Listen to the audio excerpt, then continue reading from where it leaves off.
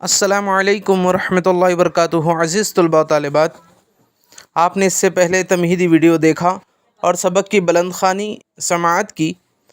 اب ہم اسی پیراگراف کا وضاحتی ویڈیو دیکھتے ہیں۔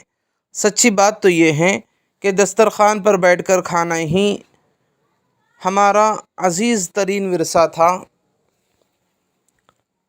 صحابہ رضی اللہ عنہم اجمعین کی سیرت سے بھی یہ بات ثابت ہوتی ہے۔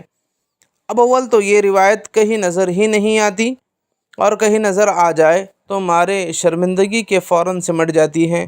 یعنی آج کا ماحول میز کرسی پر کھانے کا اتنا عام ہو چکا ہے کہ اگر کوئی زمین کی پشت پر دسترخوان بچھا کر کھانا چاہے بھی تو وہ ماحول سے متاثر ہو کر ایسا کرنے سے اپنے آپ میں ہی سمٹ جاتا ہے، حالانکہ اس میں شرمندہ ہونے کی قطعاً کوئی بات نہیں، اس لیے کہ دسترخوان پر بیٹھنا ایک تہذیبی اقدام ہے، جبکہ کھڑے ہو کر کھانا ایک نیم وحشی عمل ہے۔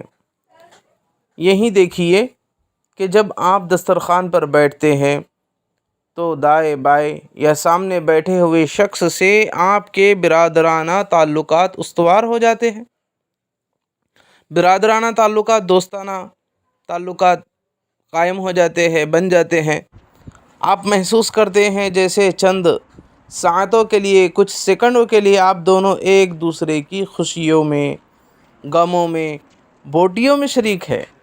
چنانچہ جب آپ کے سامنے بیٹھا ہوا آپ کا کرم فرما، دریا دلی اور مروت کے مظاہرے کرتے ہوئے اپنی پلیٹ کا شامی کباب آپ کی رکابی میں رکھ دیتا ہے تو جواب غزل کے طور پر آپ بھی اپنی پلیٹ سے مرغ کی ٹانگ نکال کر اسے پیش کر دیتے ہیں۔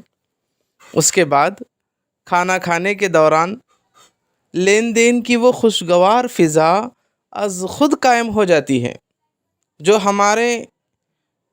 ہماری ہزاروں برس کی تہذیب کا مظہر ہے۔ اس کے بالمقابل کسی بھی بوفے ضیافت کا تصور کیجیے تو آپ کو چھینا جھپٹی کی فضا کا احساس ہوگا، نفسا نفسی کا عالم وہاں نظر آئے گا۔